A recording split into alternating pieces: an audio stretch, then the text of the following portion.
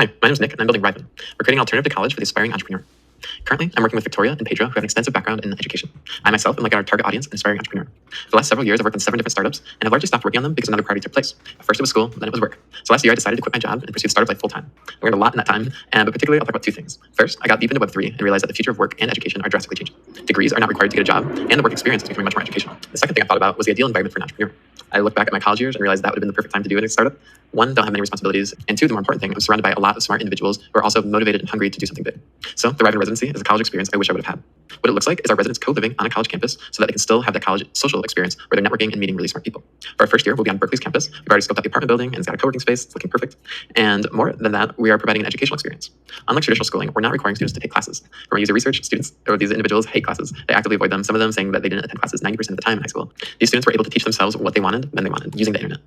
The classes were a waste of time for them. So by not requiring classes, we free up their time so they can work on projects that are more interesting to them. While we don't require classes, we do require that students are working on one project and one skill at all times. This is to ensure that they're developing themselves and are building something for society.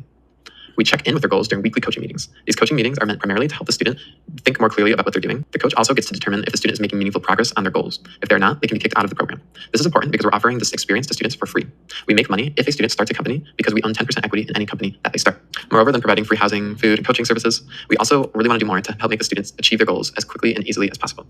To do that, we provide them with mentorship so they can access an expert on any topic. We offer them a peer teaching structure so they can help each other develop their own skills. And we provide them the opportunity to apply for grants so that if they need to take their project to the next level, they have their means to do so.